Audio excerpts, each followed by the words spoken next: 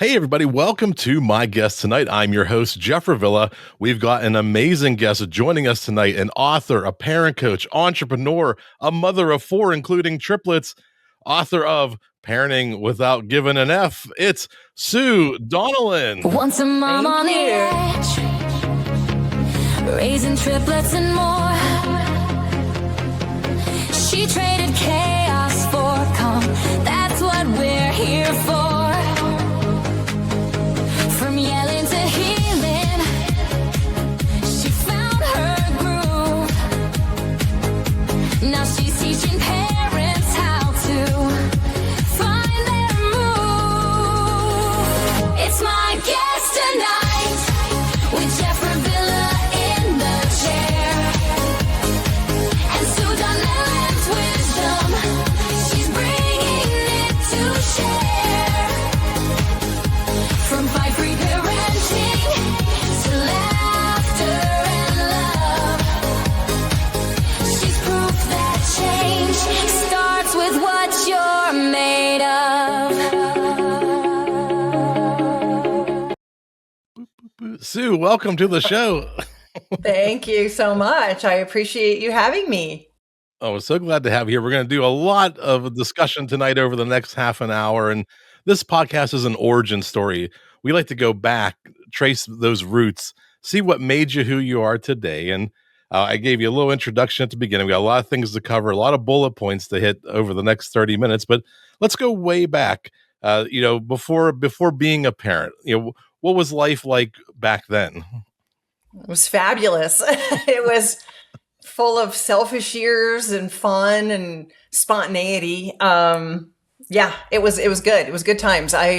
We didn't have our first child until early 30s. So we enjoyed life very, very much, traveling, starting jobs, building my own business. My husband is a fighter pilot. So we had a lot of fun. And what drew you to business back then? What kind of business did you start way back then? I was in sales. So I'm a manufacturer's rep and I work with small inventors and real innovative companies, and I sell their products to mail order catalogs. So it's kind of a very niche business, but I've always been able to work from home, and the sky's the limit, in a commission sales business. So it's trade shows, and I did some travel, but yeah, it was mostly sales business, sales and marketing. You mentioned marrying into military, so traveling around, having that flexibility is a good asset to have with your job. That was all by design. So once we met in college and I went back to New York and did my thing, and he was getting his engineering degree, plus he's a year younger than me in school years. And so by the time we started getting more serious and he was done with a lot of his training and we were going to be getting married, it was very much by design that I took bits and pieces of the corporate job that I had and figured out a way to turn that into something entrepreneurial. And I've never looked back, but now everybody's figured out a way to work from home. But I was doing it 30 years ago and it's been wonderful. And you've kind of described you mentioned, having children later into your 30s, mm-hmm. and you also described yourself once as a reluctant parent. You were a once reluctant parent. What was what's that mindset like? The hesitation, or maybe was you're more focused on your career? What was that early mindset like? It was really just more that I never had a lot of access to kids, and I didn't grow up with younger siblings. I have an older brother, and my husband wanted a big family, wanted kids, and I was just kind of apathetic. I wasn't overly drawn to people's babies, or I just wasn't overly interested in, being a mom. It wasn't the overall goal. I wasn't against it, but it wasn't really something that drew me, toward wanting that. Now, I wasn't getting that itch. You know what I'm saying? My clock was not ticking. My clock was at a standstill. It was just kind of like, eh. But yeah, I figured if I was going to have a kid for him, that I needed to get going around 31. So yeah, it was the nicest thing I've ever done for anybody. And that you started with one child? Yeah, we had our first. And then after he started becoming the center of attention, and, it just felt right. I'm like, we got to get another, we got to add something to the mix here. So we decided to have our second baby, and I ended up with natural triplets. So that's what, That's what happened to me when I was just sort of a reluctant parent in the beginning. That's what would happen. So So the universe has a way of yeah, balancing itself out. it does. It really, it's karma. It's karma for sure. But it was a beautiful gift. But I went from 1 to 4 kids overnight. So that was definitely overwhelming when you start talking about go back to the beginning and how it all started. That was me being thrown into the deep end of motherhood overnight and overwhelmed.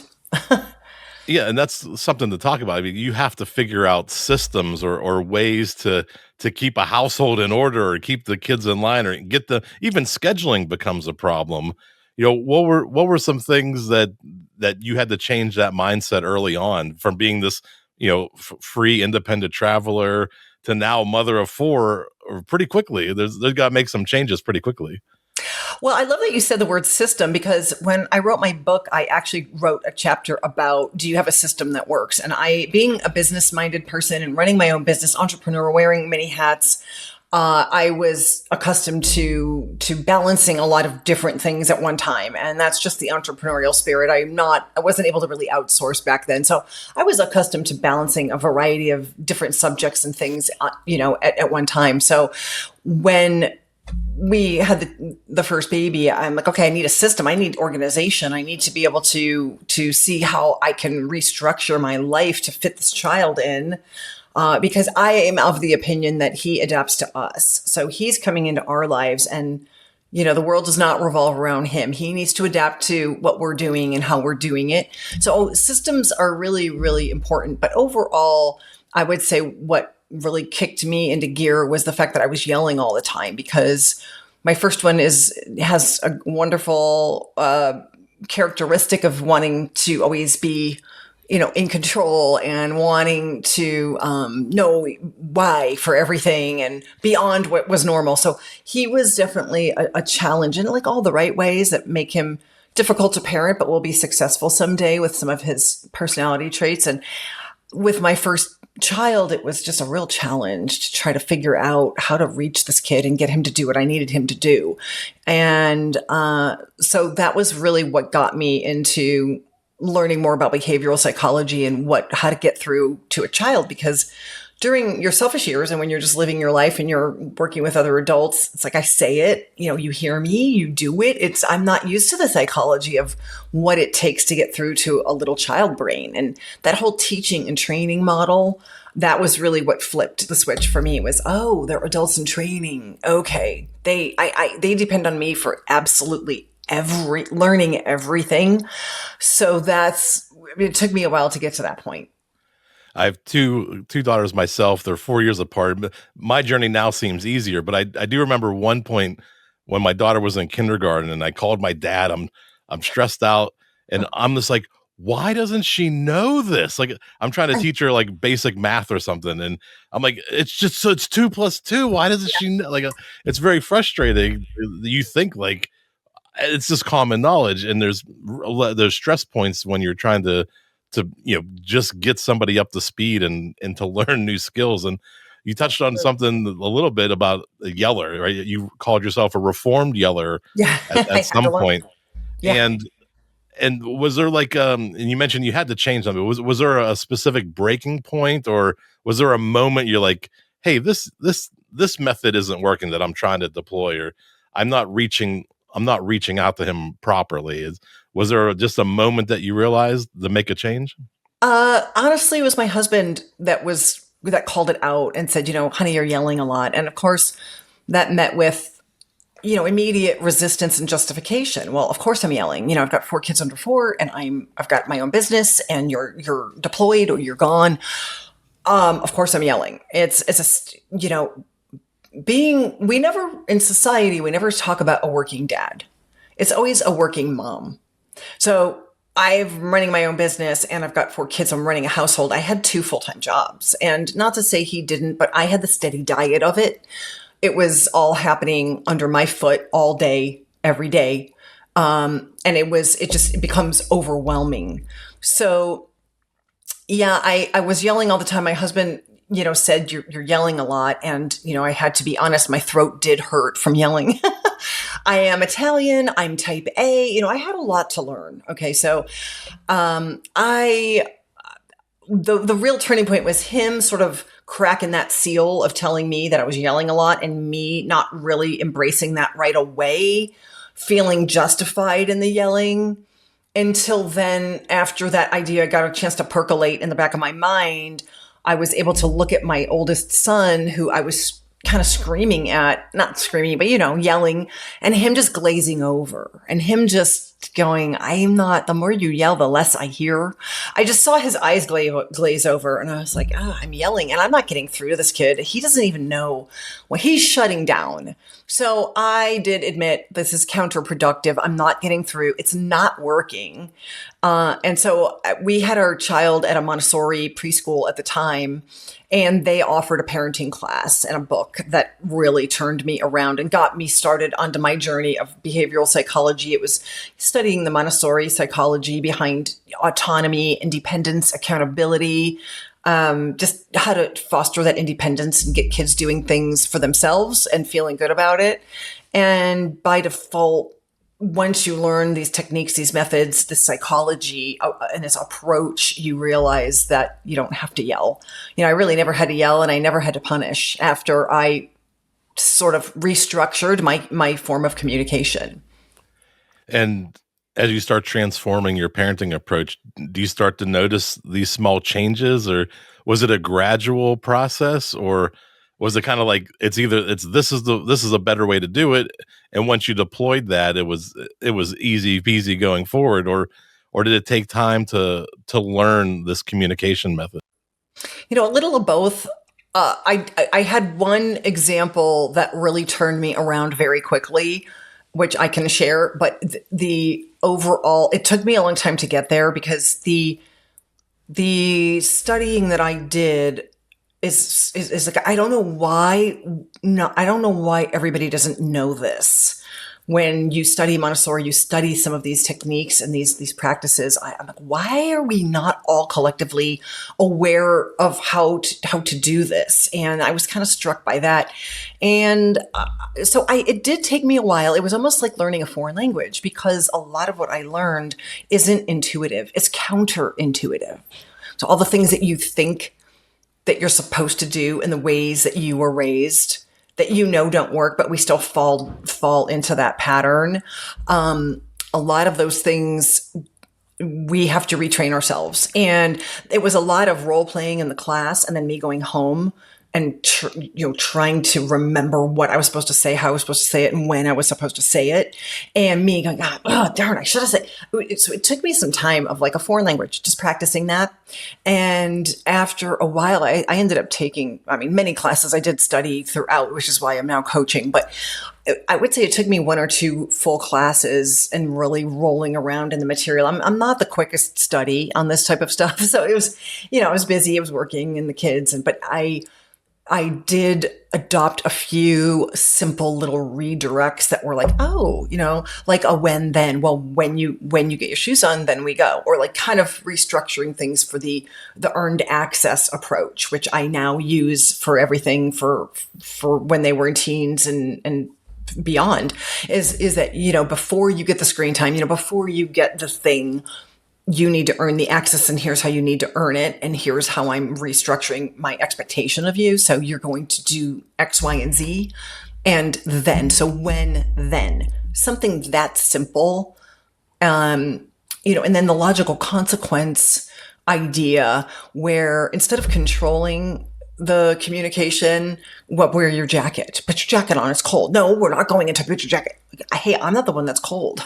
So, you might be 5 and you can freeze, or maybe you won't really be as cold as I think you are. But it's that whole respect of thinking that I don't need to answer things for you. You can go live the life and experience life and have that logical consequence teach you the lesson that I don't need to be up in your face telling you how, when, and why, So I really learned how to sort of back off, which is partially why I ended up naming the book what I did, which is Parenting Without Giving an F, because it's really steeped in that counterintuitive We think we need to be, drilling down and being strict and controlling and punishing, and that'll teach you. It teaches nothing. So that was really just one of the big turning points, was just the simplicity, the restructuring of communication, and just telling my child how I wanted him to behave up front. So my example that I was referring to earlier was when my oldest one wanted to go in the playpen with his triplet siblings, he would always make them cry. And I was just reacting every time I'd walk over. I'd get even madder every time he went in there. They'd start crying times 3. And I was like, you always, but it didn't, but it didn't change anything. The next time he went in there, he thought it was fun to make them cry because any attention is good attention. So now what I learned to do was back it up and say, when you go in there, if you choose to make someone cry, what should we do about that? So now I'm backing up the behavior I already knew was coming, because he always makes them cry. So Montessori really just taught me how to sort of parent in advance, how to take my communication style and have a better process for it, and to get the results that I needed without needing to yell. And as you continue to study this and you start to develop your own techniques and maybe, figure out what works best for you, might also work best for people. Was there something that led to the fight-free parenting? Is how do we get to this next stage where we're absorbing these methods, we're building upon them, and we're making something new? Well, what does that process look like to get to the book, to get to fight-free parenting as well? Well, fight-free parenting is my my course, which I didn't create until just a couple of years ago. So fight-free parenting is really kind of born out of me coaching a lot of families and seeing that the struggle, just stepping into that struggle of fighting and conflict and yelling and punishment, that cycle that just continues repeating and nothing ever changes. So fight free is like, I'm giving you the methods to stop yelling and to stop fights, and just those power struggles. But so as far as the book is concerned, that I wrote when the kids were teens. And again, when I learned these techniques, my oldest was 5. So I had, 4 kids under 5. And I learned all of this early on in terms of building and baking in accountability into my conversations with the kids, which prevented me from ever having to yell or punish. By the time my kids got to be teens, they were very independent, very full of wisdom beyond their years, because they were listening and they were learning from life's experiences. And I saw, because of 4 kids, I got to see a lot of, other friends. They were all, 3 were at the same age. I got to see other parents and a lot of other kids rotating through our home. And I saw just how parents were drilling down on punishment, and I'm taking the keys and you can't go to the dance, and get all of this. By the time your kids get to be 13, 14, 15, if you've been successful in building that trust, that relationship, that accountability in those earlier years, you don't have to talk to your kids like that. You don't have to dangle that carrot and say, you can't, you won't, I won't let you know. They're going to be at a place where they're ready to kind of spread their wings and be responsible. And I mean, kids are kids. So yeah, of course things are going to happen. But when you view your child as an adult in training, you are able to sort of redirect and reframe your conversations. And it's a lot less punishment, taking keys, all of that. None of those things that were done to us and that we instinctively want to go toward doing solves a single problem. It doesn't teach a kid a single lesson. It doesn't hold them accountable. It doesn't teach them a consequence that's going to translate out into the real world. So, you can tell them, you're not drinking, blah, blah. Then they go to college, and those are the kids that die from alcohol poisoning because they don't know how to, and I'm not saying I'm a proponent of telling my kids to drink, because I don't even drink, but my point is just in life, kids have to experience certain life lessons.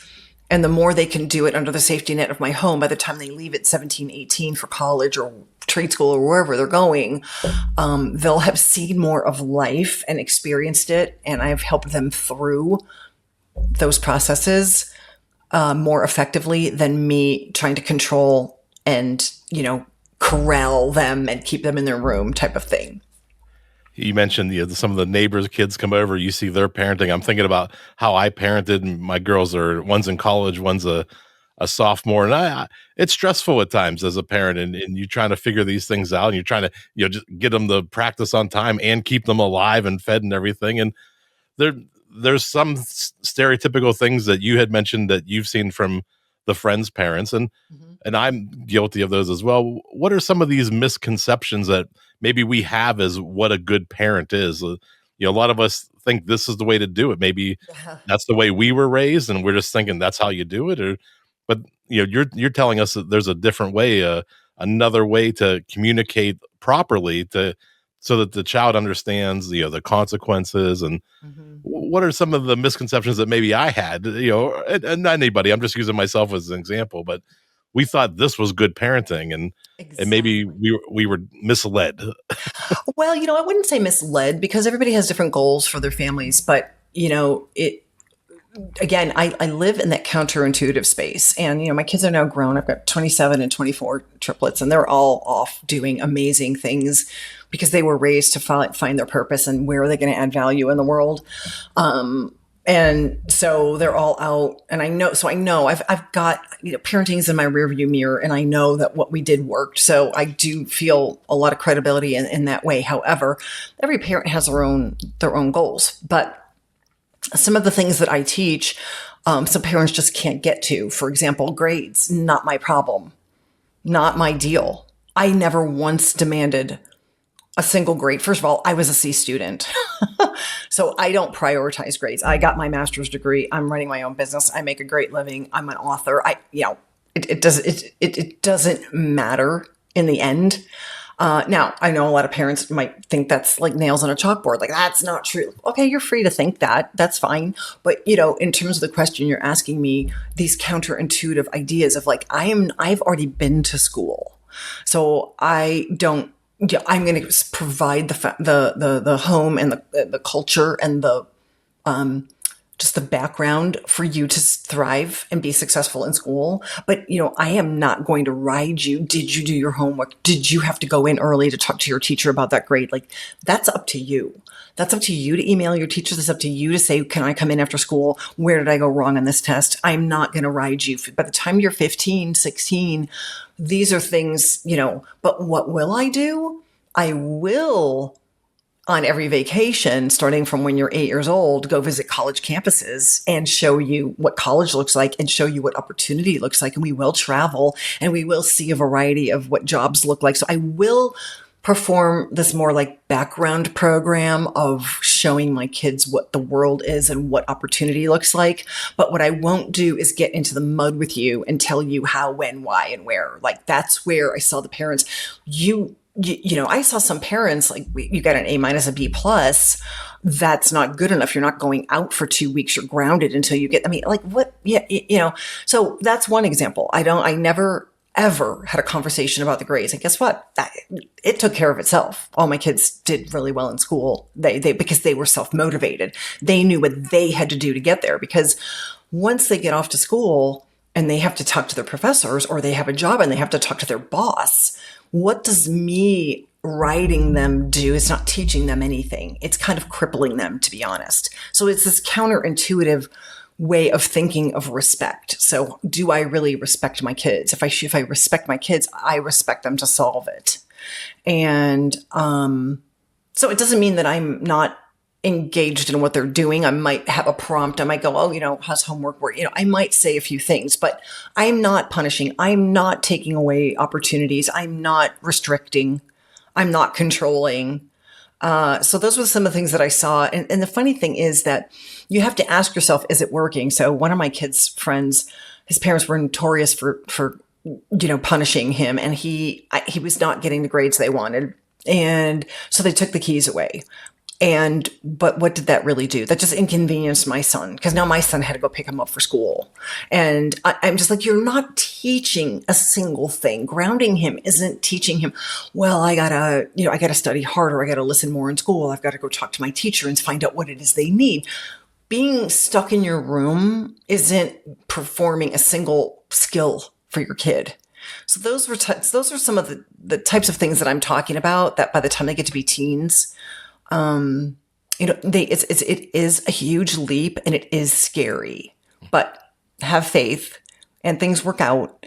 And, we just hope that they survive those lessons. That's it. And we're all in the same boat. But you controlling and restricting it's only delaying that happening.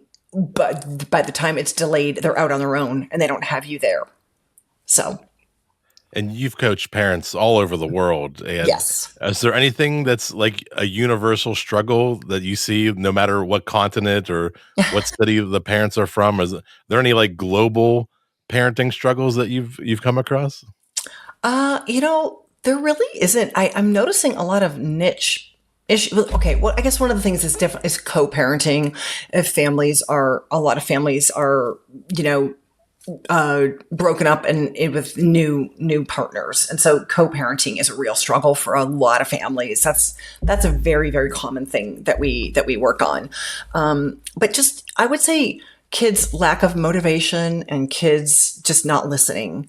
That's one of the things that parents are really universally frustrated with, is like they just can't get their kid. It's like you're getting your kid the gaming system. You're paying for the phone and the gaming console and all of that, but then you're upset that the kid is not doing his chores, or you're not. It's all in their structuring, right? So we have to be careful how we hand these things over to the kids. Like I just did a podcast on how to hand over a first phone.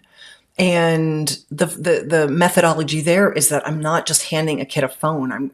It's tied to a purpose. It's tied that, all right, you're doing a sport and you're away from home and you need to be able to call me when things change and you need a ride. So it's tied to a business transaction, right? So I'm sort of positioning it like that in the home and with the kids, is that it's, and we're going to have a phone agreement. And I go through what the phone agreement should look like. And we're both signing it. We're both accountable. And all of that gets baked in prior to the phone being handed over.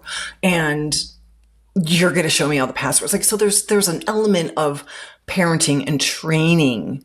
We forget that as parents, we have to do the training. Like you were saying earlier with your daughter, doesn't she just know this? I went through that myself. I was like, oh my gosh, I have to teach absolutely everything. It becomes pretty overwhelming when you start to realize all that is demanded of a parent for the kids to learn. But yeah, I would say that would be a universal thing, is that a lot of times it's co-parenting issues, or just my kid's not listening and they don't have any motivation. And I don't know why I can't get them to stop gaming. Well, let's back it all up. Let's get back to the beginning. That's what we do. You've got the Ask Mom Parenting website, the Fight Free Parenting course.